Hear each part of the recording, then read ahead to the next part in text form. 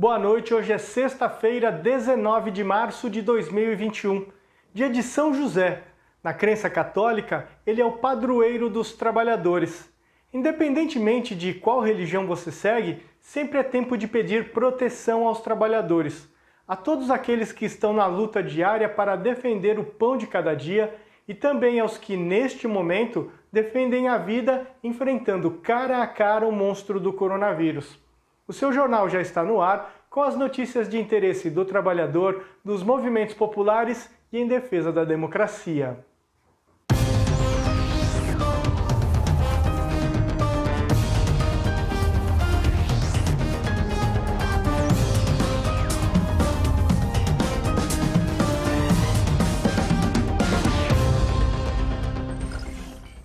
Em tempos de pandemia, com o fechamento de vagas de empregos, surge uma solução: a reciclagem de lixo.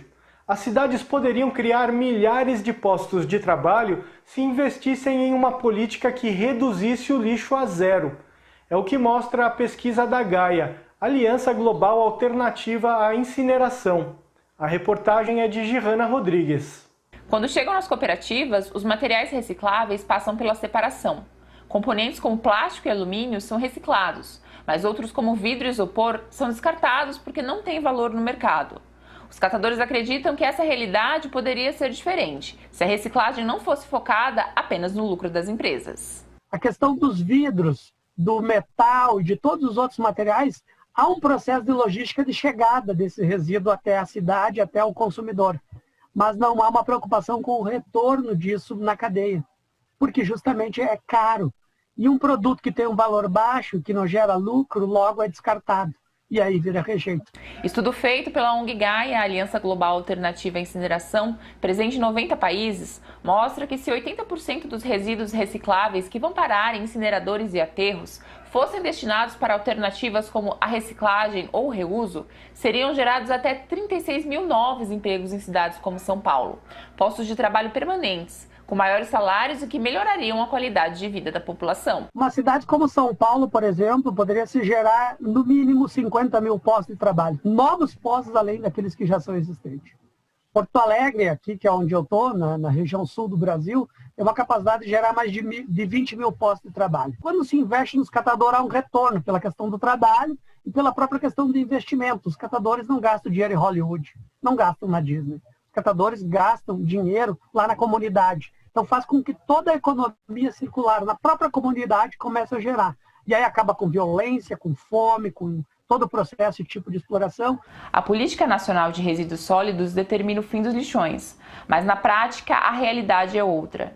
Em 2018, menos de 1% do lixo coletado no Brasil foi reciclado, sendo que do total, cerca de 60% foi para aterros sanitários e 40% para lixões. Aqui em São Paulo, na capital, eles fazem uma coleta em dois tipos. Então, passa durante a semana uma coleta que pega rejeito e orgânico misturado, destina para o aterro, e uma vez, 2 vezes por semana, uma coleta para pegar os recicláveis. Essa política é equivocada por quê? Porque a gente está misturando um material orgânico que poderia ter uma destinação correta e adequada, com aproveitamento econômico, inclusive, para o aterro sanitário. Para mudar a realidade, é preciso cobrar dos produtores que se responsabilizem pelo lixo que geram. Segundo Clauber Leite, coordenador do IDEC, Instituto Brasileiro de Defesa do Consumidor, o consumidor já paga a parte destinada à redução do impacto ambiental, mas as empresas não fazem a parte delas. A indústria está incorporando como lucro, quando deveria destinar parte disso para o tratamento e a reincorporação do seu impacto na cadeia. Foi publicada hoje no Diário Oficial a medida provisória que cria o novo auxílio emergencial para trabalhadores informais e beneficiários do Bolsa Família. Os pagamentos começam a ser depositados a partir de abril.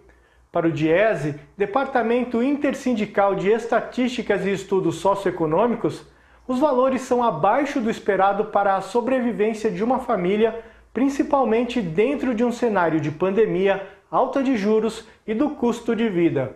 Confira no comentário do diretor técnico do DIESE, Fausto Augusto Júnior.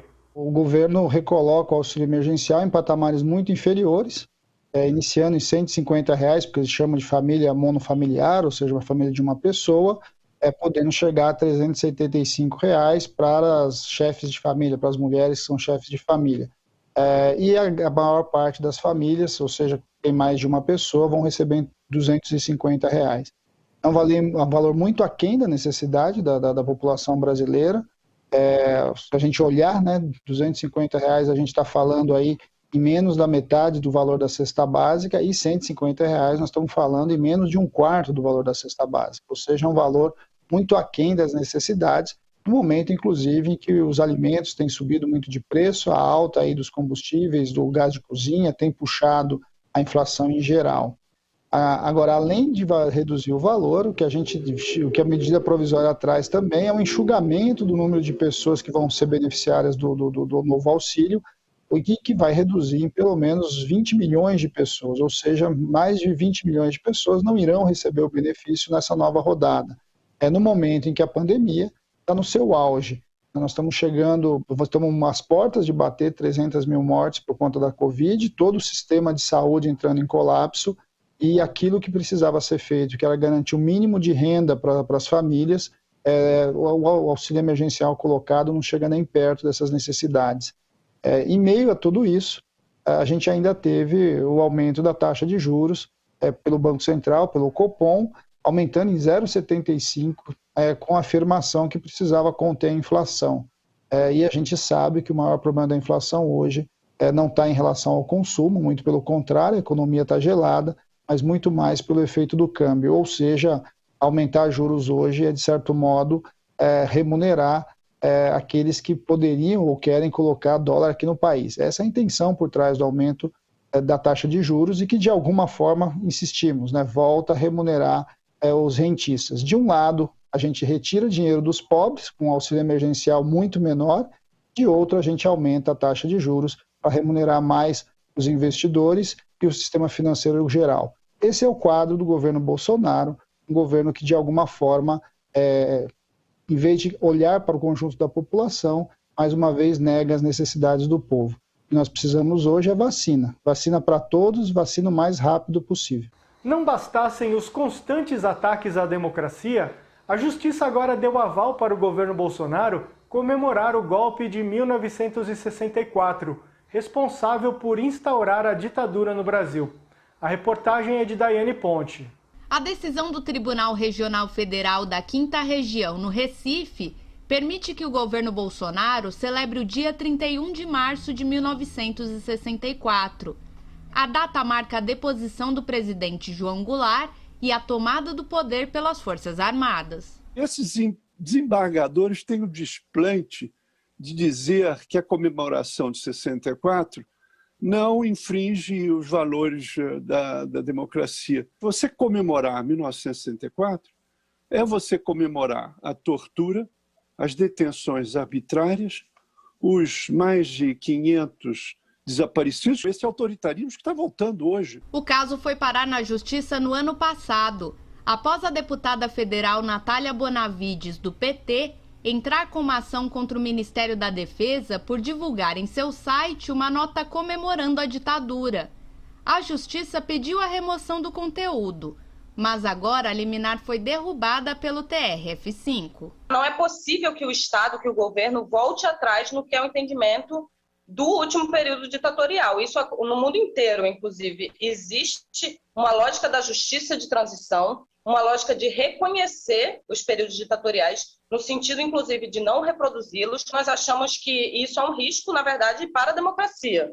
Jair Bolsonaro sempre foi favorável ao golpe militar e deixa isso bem claro em suas declarações e também ao perseguir críticos ou opositores ao governo. O Ministério da Justiça, o pastor ministro, depois de atacar os antifascistas que ele me colocou, agora ele está atacando qualquer pessoa que chama o presidente de genocídio. Revela para nós que o bolsonarismo autoritário está contaminando as próprias instituições do judiciário, como esse desembargador no Recife. É uma vergonha.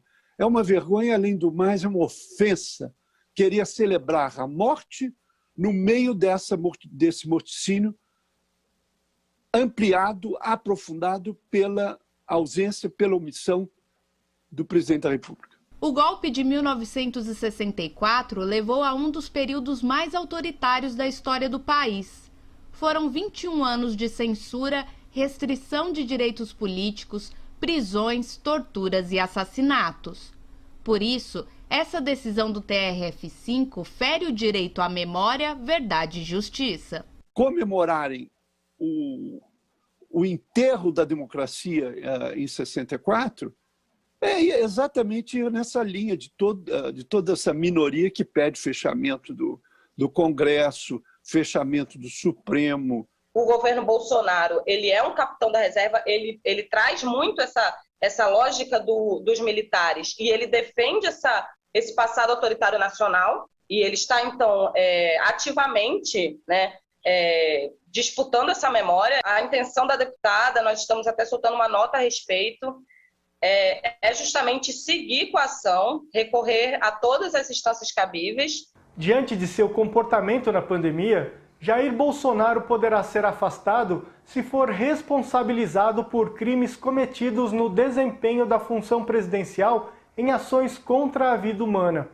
É o que propõe 8 fundações partidárias do Observatório da Democracia, que apresentarão ao Congresso sugestão de uma proposta de emenda constitucional sobre o direito à vida. A reportagem é de André Gianocari. A carta expõe o desastre do governo Bolsonaro diante da pandemia. O documento é assinado por 8 fundações ligadas aos partidos PT, PDT, PCdoB, PROS, Cidadania, PV, PSB e PSOL. Quando foi agora, nós achamos por bem lançar essa carta para interditar Bolsonaro. Por quê? Porque a única forma de afastar o presidente da República é nas condições de impeachment, né? Nós temos lá, no Congresso Nacional, mais de 70 pedidos de impeachment, né? E, infelizmente, o Maia não colocou em votação, porque é uma atribuição do presidente da Câmara. E agora, muito menos o Lira vai colocar, porque foi eleito com apoio do Poder Executivo. As fundações editaram uma proposta de emenda constitucional que será apresentada ao Congresso Nacional. A PEC atualiza a Carta Magna para enquadrar cenários pandêmicos. Estamos incluindo nessa emenda da Constituição, André, o direito à vida. E caso haja sabotagem, e é claro que está havendo sabotagem, não use máscara, não vacine, saia para a rua aleatoriamente, aglomere. A sabotagem, isso é sinônimo de sabotagem, ou omissão por decorrência a pessoa que, no caso o presidente da República, terá um processo de impedimento mais célere do que hoje está proposto no artigo 85 da Constituição Federal. Agora precisa se atualizar a Constituição a partir da realidade que nós vivemos, né? Então, com essa realidade de pandemia que nós estamos sofrendo, tem que ter um artigo na legislação ou na Constituição que preveja essa situação para preservar o seu povo, né? Porque nós estamos vivendo hoje no país um desgoverno, né? As entidades partidárias integram o Observatório da Democracia. O colegiado já emitiu 2 manifestos alertando sobre as mortes por Covid no Brasil. Hoje, o país, infelizmente, se aproxima dos 300 mil óbitos por causa da doença. Chegou o seu limite para que se tenha alguma atitude para se dar uma resposta correta. Quantos vamos chegar? A 400 mil mortos? A 3 mil, 4 mil, 5 mil mortos por dia? Qual é a resposta? Não tem resposta nenhuma. Infelizmente, já temos um ano e pouco, um ano completado em março dessa incapacidade, dessa inapetência, dessa confusão para tratar essa crise sanitária, que é uma crise sanitária e decorrentemente é uma crise humanitária. O seu jornal faz um intervalo curto e volta em instantes. É só 1 minuto.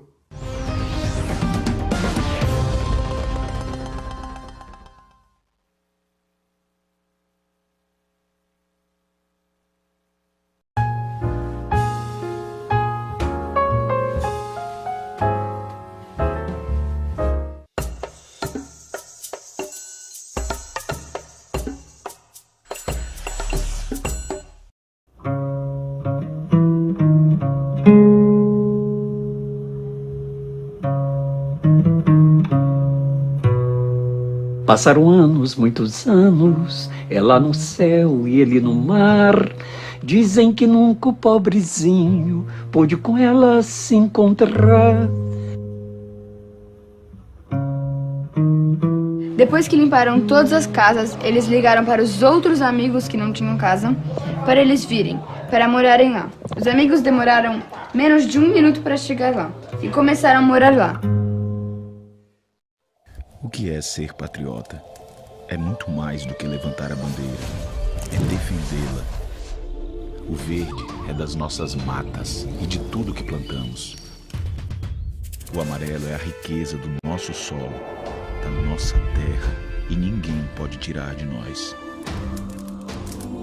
O azul vem do céu e das águas. E as estrelas? As estrelas são a nossa gente, dona de tudo que está aqui. E sabe que soberania não se negocia, pátria não tem preço. O Brasil não se vende. Não deixem vender o Brasil.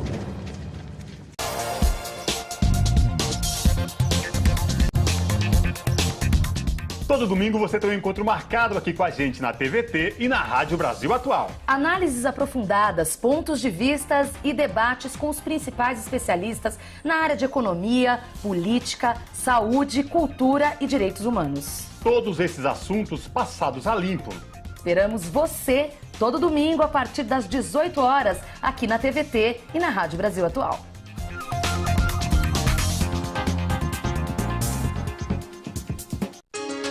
O SUS está onde você nem imagina. Na comida do restaurante, no saneamento básico, nos alimentos do supermercado, nos remédios vendidos nas farmácias. Todos usamos o SUS todos os dias. E tem gente querendo acabar com ele. O SUS é nosso. O SUS é vida.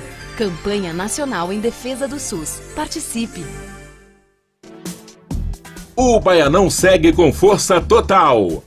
A disputa é ponto a ponto e você acompanha tudo na tela da TVT. Neste domingo, o Touro do Sertão enfrenta o Esquadrão de Aço. Fluminense e Bahia, ao vivo, direto do Joia da Princesa, a partir das 3h30 da tarde. Baianão é na TVT, em parceria com a TVE da Bahia.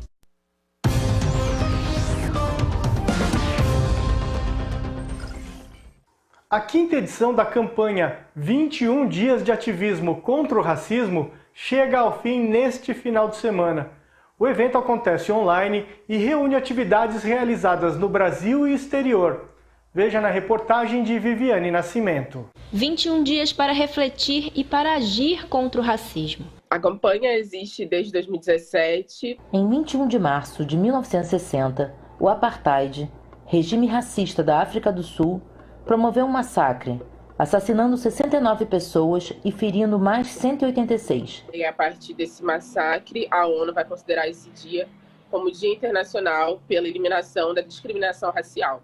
E aí, partindo disso, um grupo de ativistas do movimento negro vão olhar para essa data, vão refletir e vão fazer uma proposta, de criar 21 dias de ativismo contra o racismo. Esse ano, a gente está fazendo majoritariamente as coisas de forma remota e a ideia é fazer tudo. Qual é a sua forma de ativismo contra o racismo? E baseado também na fala, por isso, da Angela Davis. Não basta ser contra o racismo, é preciso ser antirracista. E antirracismo significa você tomar ação. Este ano a campanha tem cerca de 200 atividades marcadas em diversas cidades do Brasil, inclusive 25 internacionais, em países como Reino Unido, Alemanha, Canadá, Gana e África do Sul. A gente não vai lembrar só do Black Lives Matter, a gente vai lembrar das coisas que acontecem aqui, das vidas negras que importam, da questão da equidade dentro da saúde, das questões que envolvem nossos jovens, para que não morram, mesmo estando dentro de casa, que nem o João, que estejam vivos, cuidados, bem cuidados. A partir da campanha, diversos coletivos, movimentos sociais, entidades, sociedade civil, podem criar atividades em conjunto, e aí fazendo com que o ativismo, a luta contra o racismo, consiga se nacionalizar. Nas edições anteriores, a campanha se encerrou com uma marcha pela região conhecida como Pequena África, no Rio de Janeiro. Em virtude das restrições da pandemia, o dia 21 será marcado por uma maratona de lives. Que as pessoas pensem constantemente nas questões das relações raciais, que perpassa por absolutamente todo mundo. Os 21 dias servem como espaço para reflexão, para uma aprendizagem, para a amostra do seu próprio trabalho. Qual é a sua ação? É sobre isso. Não para de crescer o número de vítimas da Covid no Brasil. Mas, por incrível que pareça, estamos sem ministro da Saúde, porque um está de saída e o outro ainda nem começou a trabalhar. A análise é do comentarista João Caires. Gente, eu termino aqui a semana indignado. Peço até desculpas se me exaltar um pouco no meu comentário, até porque a gente fecha a semana com a média móvel de mortos no Brasil por dia de mais de 2.000 pessoas. E parece que muita gente não se incomoda. Eu mesmo vejo pessoas fazendo protestos contra o lockdown. Lockdown que não está acontecendo de verdade no Brasil. O único lugar que fez o lockdown de fato foi a cidade de Araraquara, administrada pelo prefeito Edinho, que é do Partido dos Trabalhadores. Fez um lockdown de uma semana. E aí aconteceu o quê? Caiu em 50% o problema de saúde, de pessoas contaminadas, e conseguiu liberar leitos de UTI. Na China, eles fizeram mais de 2 meses de lockdown. E hoje a China já está vivendo uma vida praticamente normal, com os devidos cuidados. As pessoas já estão circulando, já está tendo aula, já está tendo tudo o que tem que acontecer, mas ainda tomando os devidos cuidados. Nós não fizemos nenhum tipo de lockdown e agora ficamos esse vai e vem graças à incompetência do governo federal, que fica boicotando toda e qualquer iniciativa. Ele não faz nada para as coisas funcionarem. Estamos vendo aí a troca do ministro da Saúde, que parece que foi mais um factoide. Até agora o ministro não assumiu de fato. Ele está esperando, deve pedir paciência, que ele vai montar a equipe dele. Mas o Pazuello continua no encalço dele, como se fosse o ministro de fato. Até agora não foi publicado no Diário Oficial o novo ministro. Então nunca se aconteceu isso. Você anuncia num dia, no dia seguinte já está publicado e o novo ministro vai ter que tocar a vida. Mas não, parece brincadeira, estão brincando e são 3.000 pessoas que estão morrendo por dia no Brasil. E parece que as pessoas não estão se indignando. Se indignavam mais quando morria 700 pessoas na Itália por dia do que 3.000 no Brasil. E o que estamos vendo nessa semana também? A hipocrisia à flor da pele. Pastores que diziam que tinha que abrir os templos, que ficavam inventando histórias para os fiéis, estão tomando vacina. Tem um que tomou nos Estados Unidos, aquela vacina da Janssen, de uma vez só. Esse mesmo pastor foi contaminado pela Covid-19, mas faz pressão para abrir os templos. Até parece que os cristãos não conhecem o Novo Testamento, onde Jesus fala que quando 2 ou mais estiverem reunidos, eu estarei entre eles. Então, num momento como esse, não é necessário ir para a igreja, fazer aglomeração. Sigam o exemplo do que aconteceu na Coreia, onde um pastor de uma grande igreja pediu perdão, porque ele no início da pandemia não obedeceu às ordens sanitárias e contaminou e criou um foco muito grande na Coreia. A Coreia hoje que é um dos países que tem um dos maiores controles sobre a pandemia. Então a gente vê a hipocrisia também do general Heleno, que junto com o seu chefe, Bolsonaro, ficavam pregando contra a vacina, falavam contra a vacina chinesa. Quem tomou a vacina nessa semana? O senhor general Heleno. Lembrando também que a mãe do presidente tomou da vacina chinesa e ele fica negando o tempo todo. Então vivemos uma semana de hipocrisia, de pessoas que falam contra a vacina e estão se vacinando. Pessoas que falam que o vírus não é tão grave assim para os seus fiéis, mas pega o dinheiro arrecadado entre os fiéis e vai tomar sua vacina nos Estados Unidos da América. Na Venezuela, depois de 1 ano de pandemia, o governo passou a adotar novos tratamentos para pacientes com sequelas de Covid-19. A reportagem é de Michele de Mello. Contagiado de COVID, empecé a finales de enero Mis síntomas fueron como una gripe, mucho cansancio, mucha fiebre, tos. No solamente yo, también mi familia, que es mi esposa y mi hijo. Yo fui uno de los más afectados, tuve con oxígeno 14 horas diarias. Ya hoy en día me siento mejor. Sin embargo, quedé con muchas secuelas, que fue fatiga, dolor de cabeza, respiração, falta de respiração, muito cansancio. César é um dos 147 mil venezuelanos que se contaminaram com a Covid-19. O que ele e muitas pessoas não sabiam é que não basta se curar da doença. Em muitos casos, o vírus deixa sequelas. Os efeitos podem ser respiratórios, neurológicos e cardiológicos. Vão desde dores no corpo, insônia, ansiedade, fadiga e, é claro, muita debilidade para respirar. Pensando na reabilitação, na Venezuela começam a ser adotados tratamentos alternativos para acabar com os efeitos secundários do novo coronavírus. Este proyecto nace después de un amplio estudio que inició en el estado Cogede con la atención de más de 1.500 pacientes, donde comenzamos a evaluar todas las consecuencias y los desequilibrios que quedaban con los pacientes que habían padecido COVID. Es un proyecto para aperturar 44 salas de rehabilitación integral que incluyen la integración de las medicinas naturales y ancestrales con la medicina alópata y que ha desarrollado un método venezolano para el tratamiento donde une la neurología con 16 tipos de acupuntura. O tratamento consiste em aliar os conhecimentos ancestrais da medicina chinesa oriental com a medicina ocidental para realizar um diagnóstico mais rápido e eficaz dos pacientes. Exacerbó el asma. Hice reacción alérgica a la dexametasona y eso me provocó un ahogo, una alergia como a los 15 minutos, estaba roja, comencé a sentir la presión, la dificultad respiratoria. Entre as terapias está incluída acupuntura, quiropraxia, cupping, fitoterapia e autohemoterapia, que consiste na transfusão do próprio sangue do paciente numa camada muscular para aumentar sua imunidade. Como usted vio, el efecto de las agujas es mucho más rápido inclusive que la medicina química. Entonces solamente se puede explicar por la velocidad de transmisión de los nervios, la velocidad de transmisión de los axones y todo ese proceso lo realiza el cerebro. ¿Okay? Nosotros lo que hacemos es estimular las capas dérmicas yendo al miotoma, yendo al esclerotoma, que son los huesos, o al viscerotoma y al neurotoma. De acuerdo a eso, a ese tipo de estimulación, estimulamos ciertas áreas del cerebro, okay, la corteza cerebral, etc.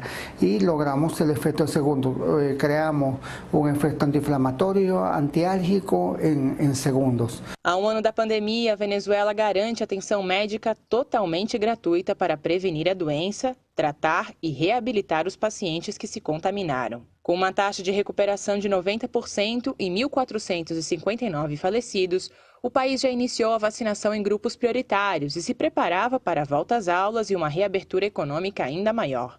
No entanto, a chegada dos primeiros casos da variante brasileira provocou uma segunda onda de contágios, o que fez com que o governo aumentasse as restrições à circulação. O seu jornal faz um rápido intervalo. Na volta, você acompanha outras notícias desta sexta-feira, 19 de março. Até já!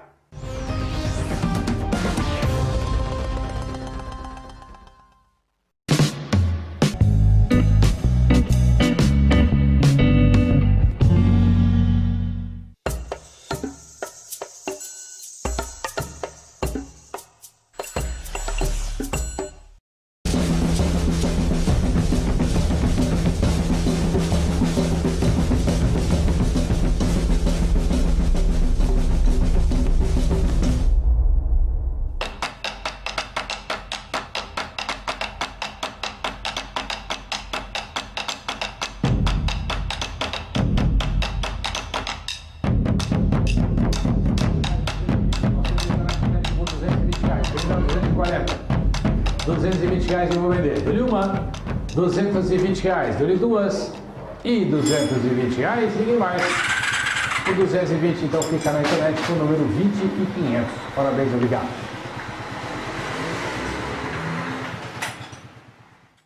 Resistentes às vacinas.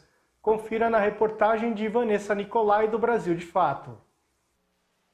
Vírus mais transmissíveis que levam a quadros de infecção mais graves e afetam inclusive jovens e até crianças.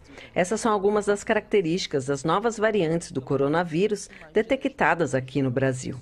A mais recente tem o nome de N9 e foi identificada pela Fiocruz nessa semana. Outras duas, chamadas de P1 e P2, foram identificadas nos últimos 5 meses e já predominam em todo o país. Apesar de não haver comprovação de que sejam mais letais, sabe-se que infectam mais rápido e com maior intensidade, o que tem acelerado o número de internações e o colapso do sistema de saúde no país. Atualmente, quase todos os estados estão com nível crítico em suas UTIs. Ela tem uma transmissibilidade até 8 vezes maior que a cepa original. E tem dado doença mais grave, principalmente em jovens, que antes eram pouco comprometidos. E isso, inclusive, que sobrecarrega mais o sistema de saúde, porque os jovens, por terem uma resistência maior, eles ficam mais tempo na UTI. Então, a UTI tem menor disponibilidade de leitos, até por causa disso também. Doenças graves derivadas da internação por síndrome respiratória aguda também tem sido outro efeito preocupante das variantes. Após o surgimento dessas mutações, o número de óbitos cresceu 71% no país.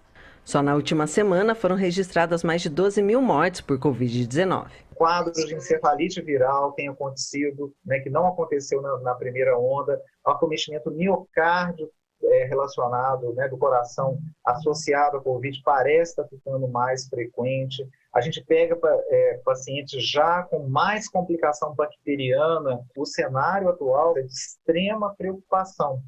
Além do Brasil, países que pouco controlaram a pandemia, como o Reino Unido, Estados Unidos e a África do Sul, também detectaram mutações perigosas. A mais preocupante é encontrada no país africano, já que ela demonstrou ter poder de reinfectar pessoas e ser mais resistente às vacinas.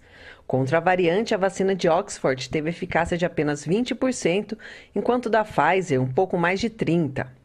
O imunizante mais eficiente contra as novas variantes tende a ser a Coronavac, já que ela é produzida com o vírus todo e não só com as cepas, onde justamente ocorrem as mutações. Segundo o governo do estado de São Paulo, mais de 22 milhões de doses da Coronavac já foram distribuídas. Porém, com o ritmo lento da campanha de vacinação, apenas 5% da população brasileira foi vacinada. Os riscos de surgimento de novas variantes ainda mais perigosas são grandes, segundo especialistas.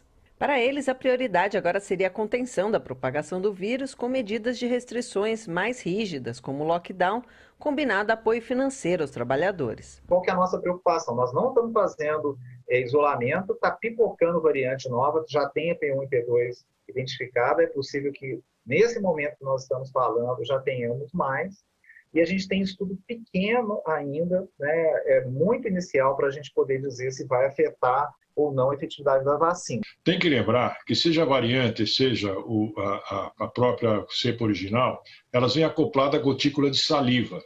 Se você usar a máscara, a gotícula de saliva não passa. Você tem que usar a máscara bem aderida, segurando todo o rosto, ela não deve passar. E é necessário que ele tome cuidado, porque é uma doença que veio para pegar, para valer. E se nós não tomarmos cuidado, em agosto nós teremos mais de 500 mil mortos só no Brasil. E o descontrole da pandemia no Brasil também pode ser percebida pelo aumento de casos que está atingindo os jovens de maneira alarmante. Nos hospitais brasileiros existem cada vez mais rostos sem rugas e menos cabelos grisalhos. A Covid-19, que inicialmente causou estragos na população idosa, começa a afetar os mais jovens. As mortes de brasileiros de 30 a 59 anos começaram a aumentar em dezembro e em quase 3 meses passaram de 20% para quase 27% do total. Era uma situação crítica, mas a gente tinha uma perspectiva de, quem sabe, o aniversário tivesse motivos para ser comemorado da pandemia, E o que a gente vê, passado um ano, é que o aniversário não tem nada para ser comemorado. Pelo contrário, ele trouxe muito mais preocupações, entendeu? Que não vislumbrávamos há um ano atrás. Especialistas atribuem o aumento das internações de jovens ao não cumprimento das regras de distanciamento social, cujo próprio presidente Jair Bolsonaro é contra. O presidente incentiva multidões de simpatizantes, desdenha do uso de máscaras e critica os governadores que impõem restrições às atividades econômicas. o governo chegou até a entrar com uma ação através da Advocacia Geral da União contra 3 governadores que impuseram medidas de restrição à circulação de pessoas. Você junta essa pouca disposição de grande parte da população, a adesão a essas medidas, junto com a pouca, vamos dizer assim, pouco empenho do governo, somente a nível federal, de implementar medidas mais rígidas no sentido do controle, nós temos uma situação crítica que só seria revertida se nós tivéssemos vacinação em massa. A queda nos casos e mortes de pessoas com mais de 60 anos pode ser atribuída, em parte, ao impacto de uma campanha de vacinação de 2 meses, voltadas para idosos e outros grupos prioritários. De acordo com a Fundação Oswaldo Cruz, o Brasil enfrenta o maior colapso sanitário e hospitalar da história do país. Entre as 27 unidades federativas, 25 possuem ocupação igual ou superior a 80% nas UTIs. O governo Bolsonaro incluiu a EBC no Plano Nacional de Desestatização. É mais um passo para privatizar a Empresa Brasil de Comunicação, que reúne um conglomerado de mídias no país. A reportagem é de Viviane Nascimento. A Empresa Brasil de Comunicação foi criada para cumprir um papel fundamental para a sociedade brasileira. A Empresa Brasil de Comunicação foi incluída no Plano Nacional de Desestatização, o que abre caminho para a privatização. Sinalizou a possibilidade de extinção da empresa. Isso porque vão ser feitos estudos, mas se a empresa não tiver o que vender para algum ente privado, ela pode ser liquidada. Os funcionários da EBC fizeram uma mobilização nas redes sociais contra a medida e publicaram uma carta aberta à sociedade, expondo o problema e a importância da comunicação pública. A comunicação pública não é uma inovação brasileira, ela existe em todos os países e tem que existir aqui também, porque ela atende o direito à informação dos cidadãos.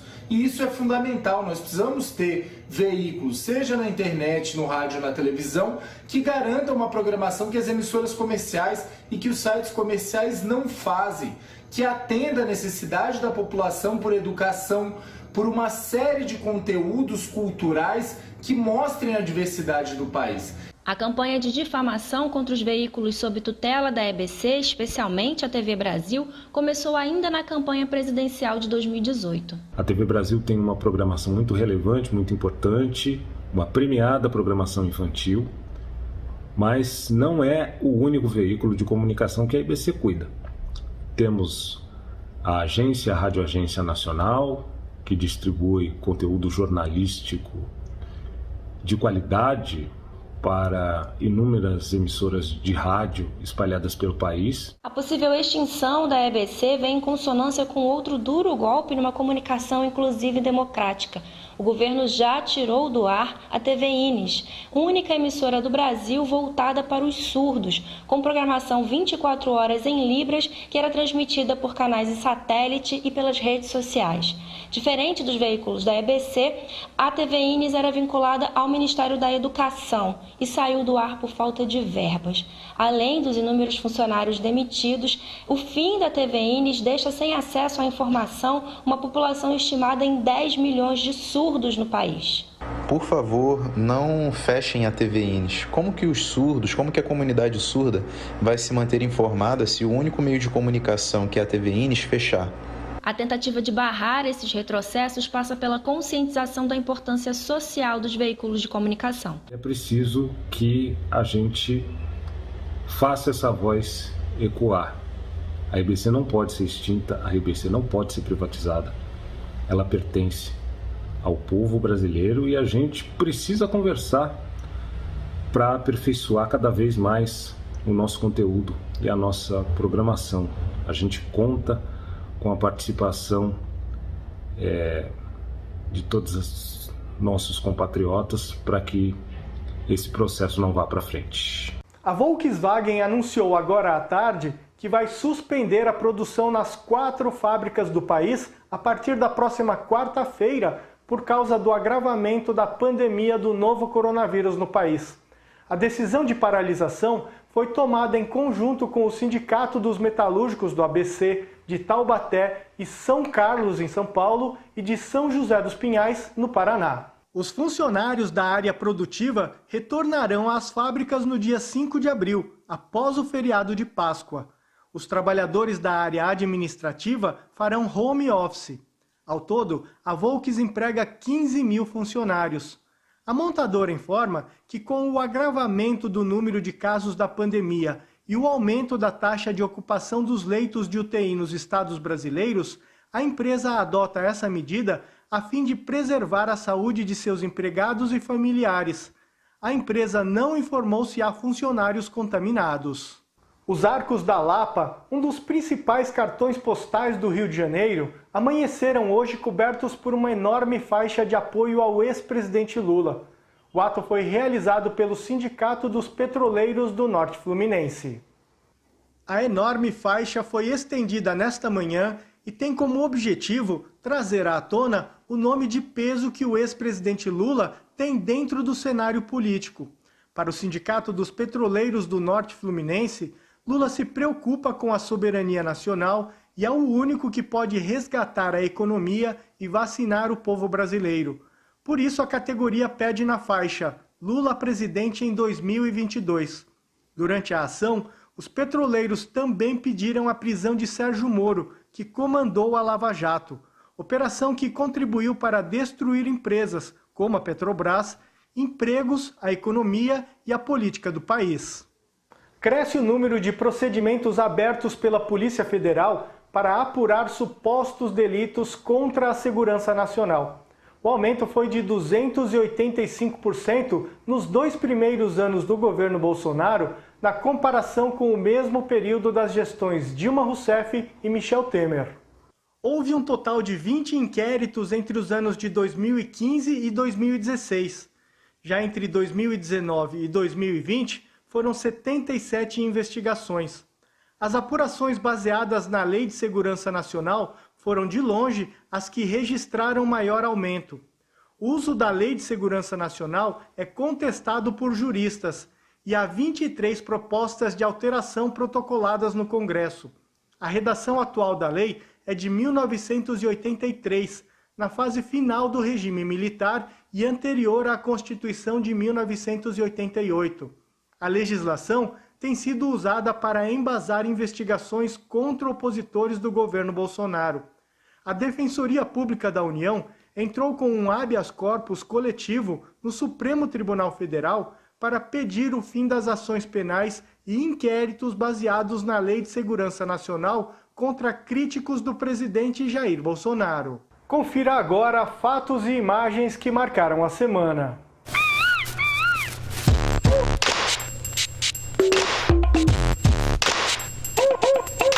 Ele faz um mau governo, é uma série de crises, não tem nenhuma perspectiva de que elas se resolvam. É um mau governo e tende a terminar mal.